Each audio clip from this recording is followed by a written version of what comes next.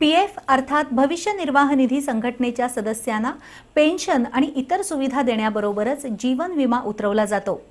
सलग 12 महिने जर पगारातून प्रॉव्हिडंट फंड भरला जात असेल आणि दुर्दैवाने अशा पगारदाराचा मृत्यू झाला तर त्यांच्या वारसांना 7 लाखापर्यंतची रक्कम मिळू शकते। त्यासाठी कोणतीही अतिरिक्त रक्कम किंवा फी द्यावी लागत नाही। अनेक नोकरदार मंडळींची प्रॉव्हिडंट फंडसाठी ठराविक पगार कपात केली जाते।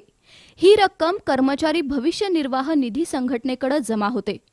अशा कर्मचाऱ्यांना भविष्य निर्वाह निधी आणि कर्मचारी पेन्शन योजनेशिवाय जीवन विमा संरक्षणही दिलं जातं। पण अनेकांना अजूनही त्याबद्दल माहिती नाही। ज्यांचं पीएफ अकाउंट आहे अशा सर्व कर्मचाऱ्यांना एम्प्लॉईज डिपॉझिट लिंक्ड इन्शुरन्स स्कीमनुसार 7 लाख रुपयांपर्यंतचं विमा कवच मिळतं। सर्वात महत्त्वाचं म्हणजे या योजनेसाठी कर्मचाऱ्यांना कोणताही अतिरिक्त हप्ता किंवा वेगळे पैसे भरावे लागत नाहीत। ज्यांच्या पगारातून पीएफ कपात होते आणि ज्यांचं पीएफ अकाउंट आहे अशा सगळ्यांना लाभ आपोआपच मिळतो।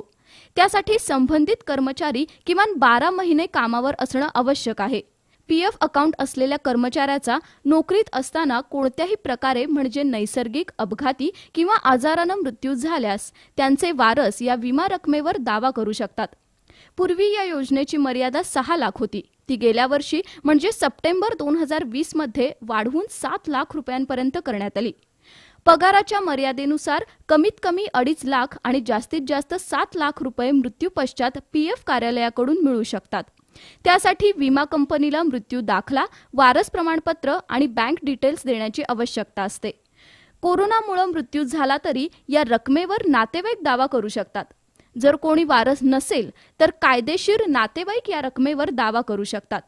सध्या कर्मचाऱ्याच्या मूळ पगाराच्या 12% रक्कम त्याच्या पीएफ खात्यात जमा होते।